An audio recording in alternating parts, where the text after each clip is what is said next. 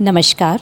स्वागत है सभी का हमारे YouTube चैनल नॉलेज रैन में, जहां हम ओशो द्वारा लिखित मन का दर्पण को सुन रहे हैं। अपने चित्त को समझो, अपने व्यक्तित्व को समझो, अपने को समझो और समझ उधार मत लाओ कभी भी, क्योंकि किसी की भी समझ उसके अपने व्यक्तित्व की समझ है। यानी अगर मैं कुछ भी कहूँगा, अगर मैं कोई जीवन का लक्ष्य भी बताऊँ, तो वह मेरे जीवन के लक्ष्य की समझ होगी मेरी। तो मैं यही कह सकता हूँ कि मैं अपने जीवन के लक्ष्य की समझ को किस किस भांति खोज रहा हूँ। वह लक्ष्य तो मेरा ही होने वाला है, वह मैं ही हो सकता हूँ, तुम ही हो सकते हो। और अगर ठीक से समझो तो जब तक तुम ही नहीं हो जाते, तब तक तुम्हें आत्मावान कहलाने का कोई हक नहीं है। आत्मावान होने का इतना ही मतलब है कि तुम उस जगह पहुंच गए जहां तुम अद्वितीय हो गए, जहां तुमने वह जगह पा ली कि अब तुम जैसे तुम ही हो और कोई भी नहीं है। इसकी फ़िक्र, यानी मेरा मतलब समझ रहे हो तुम। एक एक व्यक्ति के जीवन की दिशा और लक्ष्य बिल्कुल उसका अपना है। एक मैं तुम्हें घटना बताऊं। विंसेंट वैन गॉग का नाम तुमने सुना होगा, सुना ना, पढ़ा ना वैन गॉग को। वैन गॉग का बाप एक चर्च का पादरी है और वह चाहता है उसका बेटा भी इस चर्च का पादरी हो जाए। और वैन गॉग चित्रकार है और चित्र से कोई पैसे नहीं मिलते, भूखा मरना पड़ेगा। और पादरी का धंधा भी प्रतिष्ठित है, पैसा भी मिलता है, आदर भी है, इज्जत भी है। वैन गॉग को पढ़ा लिखा कर ज़बरदस्ती किसी तरह वह पास भी नहीं हो पाता है पादरी की परीक्षा में, लेकिन फेल भी हो गया तो भी उसे एक दूसरे दूर के गांव के चर्च में पादरी की जगह मिल जाती है, जहां कोई जाने को राजी नहीं है। वह वहां चला गया। 6 महीने बाद उसके घर के लोग वहां देखने गए तो चर्च में कोई आता जाता ही नहीं, क्योंकि 6 महीने में उसने कोई एक प्रवचन नहीं दिया, बल्कि कोई आ जाता है तो उसको बिठाकर मॉडल बनाकर वह अपना पेंट करता रहता है। कोई अगर आ गया, कोई बुढ़ा बुढ़ी आ गया प्रार्थना करने, तो वह प्रार्थना कर रहा है और वह जो पादरी है वह उसका पेंट कर रहा है। अब उसके पास रंग के लिए पैसे भी नहीं है, तो वह कोयले से ही पेंट कर रहा है। फिर उसकी कमेटी को खबर हो गई, भाई कहाँ का पादरी भेजा हुआ है। न तो वह कभी बोला एक दिन, न उसने कभी समझाया, बल्कि हम फंस जाएं तो वह और दरवाज़ा लगा कर कहता है कि थोड़ी देर बैठ जाइए, ज़रा आपका चित्र बना लूं। तो वह चित्र बना रहा है, तो उसको तो चर्च से निकाल दिया गया फ़ौरन। यह कहाँ का आदमी आ गया, इसको बाहर करो, इसकी कोई ज़रूरत नहीं है। उसके घर के लोगों ने समझाया कि तुम भूखे मर जाओगे। तो उसने जो बात कही, उसने कहा कि 2 बातें मुझे दिखाई पड़ती हैं, या तो मैं अपने शरीर को भर लूं या अपनी आत्मा को भर लूं, या तो मेरी आत्मा भूखी रह जाए या मेरा शरीर भूखा रह जाए। तो दोनों में से मैंने यही चुना कि शरीर भूखा रह जाए, कोई दिक्कत नहीं, लेकिन आत्मा को मैं भरना चाहता हूँ। तो मैं नमस्कार करता हूँ, मुझे पादरी नहीं होना। वह हो जाऊँगा तो मेरा शरीर भर जाएगा, लेकिन आत्मा मेरी सदा के लिए खाली रह जाएगी। इतनी हिम्मत न हो तो आत्मा नहीं मिलती। तो मैं तुमसे कहता हूँ कि तुम्हारे बड़े बड़े जगत गुरुओं के पास जो आत्मा नहीं, वह विंसेंट वैन गॉग के पास है। हालांकि वह शराब पीता है, हालांकि वह वेश्याओं के घरों में भी पड़ा रहता है, लेकिन तुम्हारे बड़े से बड़े साधु के पास आत्मा नहीं है जो उसके पास है। मेरा मतलब समझ रहे तुम? मेरा मतलब इंडिविजुअल होने की हिम्मत। एक वेश्या के घर में वह उसे किसी लड़की से कभी कोई प्रेम नहीं किया, क्योंकि वह आदमी अजीब है। बहुत सी चीज़ें होती है जिनको प्रेम किया जाता है, पैसा हो, शक्ल हो, इज्जत हो, आदर हो। वो उसके पास कुछ भी नहीं है, न उसके पास पैसा है, न इज्जत है, न आदर, सब जगह अपमानित। उसे कभी किसी ने कोई प्रेम ही नहीं किया। किसी लड़की ने कभी उससे कहा ही नहीं कि मैं तुम्हें पसंद करती हूँ। एक लड़की से उसका प्रेम था, लेकिन वह उसकी चचेरी बहन लगती है। उसके घर के लोगों ने कहा कि यह तो शादी हो नहीं सकती, इसलिए तुम इस घर में आना ही मत। तो एक सांझ वह गया है, सारे घर के लोग खाना खाने पर बैठे हुए हैं। जैसे ही वह अंदर घुस गया है, लड़की को उठा दिया टेबल से उन लोगों ने। एक थाली खाली रह गई है। उसने जाकर कहा कि कहाँ है वह लड़की, मैं आखिरी बार मिलने आया हूँ, क्योंकि मैं विदा ले लूँ, मैं जा रहा हूँ। उन्होंने कहा कि नहीं, उससे नहीं मिल सकते, वह यहाँ है ही भी नहीं। उसने कहा वह है तो ज़रूर, क्योंकि थाली एक टेबल पर आधी खाई रह गई है। आप सब खाना खा रहे हैं, वो उठाई गई है और ज़्यादा देर में नहीं उससे मिलूँगा। सिर्फ एक दफ़ा देख लूँ, क्योंकि आखिरी वक्त फिर दोबारा शायद मैं लौटूँ भी नहीं। कल का भरोसा भी नहीं है कुछ। उन्होंने कहा कि नहीं, किसी शर्त पर हम उसे तुम्हें देखने नहीं देंगे। उसने कहा देखो, मैं और कुछ तो दाव नहीं लगा सकता हूँ। आग जल रही है। उस आग पर उसने अपना हाथ रख दिया। उसने कहा जितनी देर में हाथ रखे रह सकूं उतनी देर तक उसे देखूंगा बस। उसका हाथ जलने लगा और हाथ रखा हुआ है आँख पर, और घर के लोगों ने उसे धक्का दिया। और उस लड़की के बाप ने कहा कि वह इतना पागल है कि अगर तुम लड़की को सामने ले आए उसका पूरा शरीर जल जाएगा। वह हिलेगा नहीं, लेकिन पूरा देखता रहेगा जब तक जिंदा रहे। इस आदमी के भीतर कुछ है जिसको हम कहेंगे बहुत ठोस। मेरा मतलब समझे न तुम? उसे अलग कर लिया है। उसको ज़िंदगी में वह पेरिस चला आया है और किसी वेश्या के पास गया हुआ है। उस वेश्या ने उससे मजाक में ऐसा कह दिया कि तुम्हारा कान बहुत सुंदर है। वह घर गया और कान काट कर कपड़े में बंद करके उसके सामने जाकर रख दिया, क्योंकि यह शरीर तो कल ख़त्म हो जाएगा। कल इसको लोग जला देंगे और इस शरीर में कोई भी चीज़ सुंदर है किसी ने कभी कही नहीं थी। तूने सिर्फ कान की तारीफ़ की है, ये कान तो संभाल। यह आदमी तो बिल्कुल पागल मालूम होगा, क्योंकि 33 साल की उम्र में उसने कोई 200 के करीब पेंटिंग छोड़ गया है। एक एक पेंटिंग की कीमत 4-4, 5-5 लाख रुपया है अब। उस वक्त तो 4-4, 5-5 पैसे भी नहीं थी। और आज लोग कहते हैं कि वैन गॉग से बड़ा चित्रकार ही नहीं हुआ कभी, और होगा तो सैकड़ों वर्ष लग जाएंगे। अब अगर तुम कोई चित्रकार वैन गॉग के पीछे चलने लगे और कहीं कान काट कर दे आए तो बेवकूफ़ी है। नहीं, उसका कोई मतलब नहीं होगा। वह वही कर सकता है, और कोई करेगा तो नासमझी है। अब महावीर नग्न खड़े हो गए। वह समझ में आने वाला है। न मालूम कितने नासमझ नंगे घूम रहे हैं उनके पीछे। वे बिल्कुल पागल हैं, बिल्कुल पागल हैं। उनमें कोई व्यक्तित्व नहीं है। उन्हें पता ही नहीं कि हम क्या कर रहे हैं। वो तो यह केवल नंगे होने की प्रदर्शनी है, इससे ज़्यादा नहीं है। और उनके नग्नपन में वह सौंदर्य ही नहीं है जो महावीर के में है, क्योंकि वह नंगापन कोई उधार नहीं था किसी से, वह किसी मौज से आ गया है। कपड़े छूट गए हैं, वह आदमी नंगा खड़ा है। उसे पता भी नहीं कि वह नंगा है। इसको पूरी तरह पता है, यह अभ्यास कर रहे हैं। यह बिल्कुल अभ्यास से किया हुआ नंगापन है। इसकी प्रैक्टिस करनी पड़ती है। मैं इधर एक जैन साधु हैं, वे ब्रह्मचारी हैं, तो वे एक बिना के पास एक छोटी जगह में कहीं रहते हैं। मुझे बहुत दफ़े कहा था कभी आना, तो मैं उधर निकल रहा था तो गया। दूर जंगल में रहते हैं। तो मैं जब उनकी झोपड़ी के पास पहुंचने लगा तो ऐसे खिड़की में से मुझे देखा कि वे अंदर नंगे टहल रहे हैं।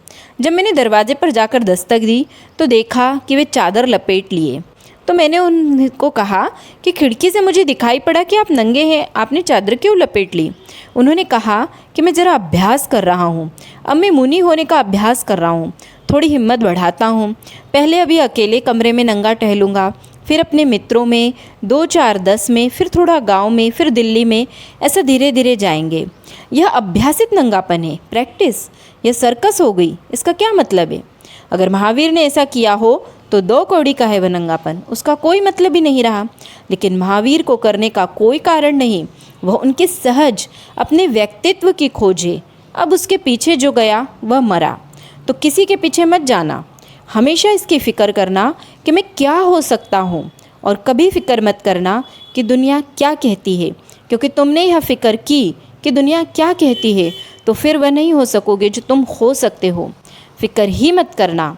यह 4 दिन की ज़िंदगी है, इसमें फ़िक्र मत करना कि दुनिया क्या कहती है। यही तपश्चर्या है कि तुम फ़िक्र मत करना कि दुनिया क्या कहती है। इससे बड़ा कोई तप नहीं है, क्योंकि दुनिया पूरे वक्त कहेगी कि ऐसा कमीज पहनो, ऐसा कपड़ा पहनो, सब ऐसा पहन रहे हैं, ऐसे उठो, सब ऐसे उठ रहे हैं, ऐसे बैठो, सब ऐसे बैठ रहे हैं। दुनिया तुम्हारे पर पूरे वक्त कोशिश करेगी कि तुम में व्यक्तित्व न हो, क्योंकि व्यक्तित्व खतरनाक है। तुम समाज एक अंग रहो, बस तुम्हारी आत्मा खो जाएगी अपनी। वह कैसे तुम खो सकते हो उसकी बात मैं करता हूँ, वह क्या है जिसको खोजना है उसकी बात मैं नहीं करता।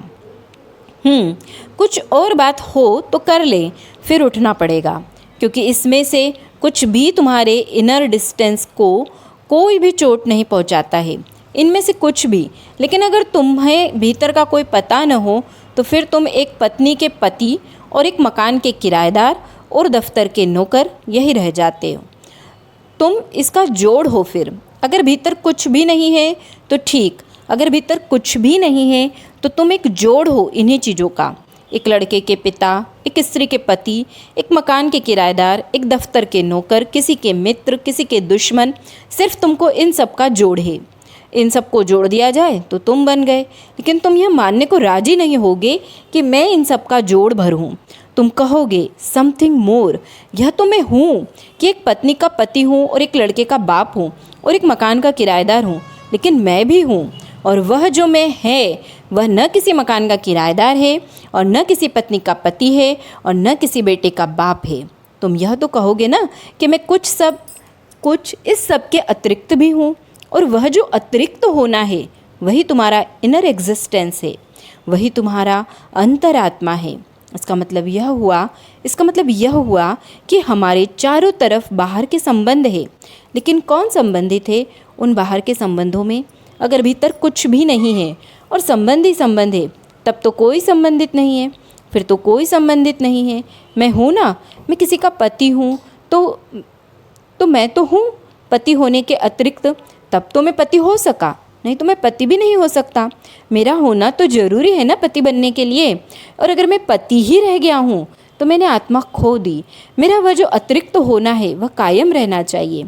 इसका मतलब यह हुआ कि निश्चित ही हम बाहर संबंधित हैं और हमारे संबंध हमारा जीवन है, लेकिन हमारे संबंध हमारी आत्मा नहीं है। और जीवन और आत्मा में इतना ही फ़र्क है, लाइफ और एग्जिस्टेंस में इतना ही फ़र्क है। हमारे संबंध हमारा जीवन है, लेकिन हम जीवन से ज़्यादा हैं, क्योंकि हम संबंधों के पहले हैं। संबंधों के बीज भी अलग हैं और संबंध टूट जाएंगे तो भी हम होंगे। हम नए संबंध खड़े कर लेंगे। तुम एक मकान के किराएदार हो, कल तुम दूसरे मकान के किराएदार हो सकते हो। परसों तुम बिना मकान के रास्ते पर खड़े हो सकते हो कि हम मकान को इनकार करते हैं। बुद्ध ने महल छोड़ा तो जिस जंगल में गए वहाँ के साधुओं ने एक छोटा झोपड़ा बना दिया। वे उस झोपड़े में रात सोने को जा रहे थे और उन्हें ख्याल आया, यह क्या हुआ? एक साया छोड़ा, दूसरा स्वीकार कर लिया, इससे क्या फ़र्क पड़ा? उन्होंने कहा कि नहीं, इस झोपड़े में मैं नहीं जाऊंगा, मैं झाड़ के नीचे ही सो रहूँगा। क्योंकि महल से झोपड़े में गया, मकान बदल गया, लेकिन फिर भी मैं एक मकान का वासी ही रहा ना। मैं झाड़ के नीचे सोता हूँ। अब यह जो आदमी झाड़ के नीचे सो गया, यह कल मकान के भीतर भी था, वह एक संबंध था, यह एक दूसरा संबंध है। और यह जो भीतर आदमी है, यह संबंध बदल ले सकता है। मेरा कहना यह है कि तुम सारे संबंधों में रहो। भागने को मैं कहता नहीं, क्योंकि भागोगे कहाँ? जहाँ भी भागोगे नए संबंध निर्मित हो जाएंगे। अगर बुद्ध से मिलना हो तो उनसे मैं कहूँगा कि आप अलग झोपड़े से भागे तो झाड़ से संबंध निर्मित हुआ। आप सोए तो कहीं, कल तक कहते महल में सोता हूँ, अगर झोपड़े में सोते तो कहते झोपड़े में सोता हूँ, आज कहोगे कि झाड़ के नीचे सोता हूँ। सोओगे तो झाड़ से संबंध बनेगा, झोपड़े से बनेगा। न बनाओगे तो आकाश से बनेगा। जाओगे कहाँ? अगर पत्नी को छोड़कर भाग जाओगे, कल एक शिष्या मिल जाएगी, उससे संबंध बनेगा। बेटे को छोड़कर भाग जाओगे, कल एक शिष्य मिल जाएगा, उससे संबंध बनेगा। जाओगे कहाँ? होने का मतलब ही संबंधित होना है। To be is to be related, नहीं तो हो ही नहीं सकते। तो इसलिए मैं कहता हूँ कि सन्यासी पागलपन में पड़ा हुआ है। वह कहीं भी जाएगा वह फिर भी संबंधित हो जाएगा। इधर घर था, उधर आश्रम होगा।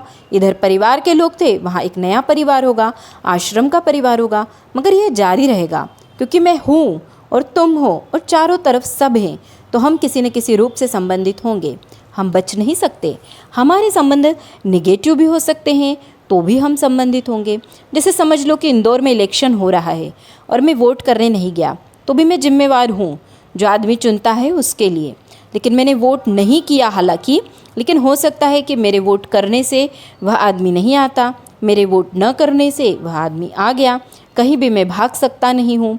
अगर आपका मुनि वोट नहीं कर रहा है तो इसलिए यह न समझ लें कि वह वोट करने से बच गया।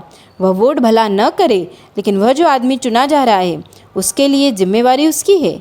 वह चाहे घर में बैठा रहे, रिस्पॉन्सिबिलिटी है। इस वक्त मुल्क में जो हुकूमत चल रही है, मैं जिम्मेवार हूँ। मैंने कभी वोट नहीं किया, लेकिन मैं जानता हूँ कि मैं जिम्मेवार हूँ। इससे सवाल नहीं उठता, चाहे हम नेगेटिवली रिलेटेड हों, लेकिन रिलेटेड होंगे। रिलेशन तो अंतर संबंध तो अनिवार्यता है, जीवन है, इसलिए भागने का कोई सवाल नहीं है। अब सवाल यह है कि चाहे इन अंतर संबंधों के बीच हम उसे खोज सकते हैं जो संबंध मात्र नहीं है, वह जो बीइंग है उसे खोजा जा सकता है।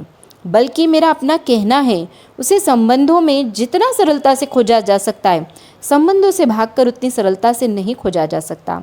आज जब तुम रात अपनी पत्नी के गले में हाथ डालकर प्रेम की बातें करने लगो, तब तुम देखना कि यह जो तुम प्रेम की बातें कर रहे हो और इस संबंध की बातें कर रहे हो, इसके अतिरिक्त भी तुम कुछ हो ही नहीं।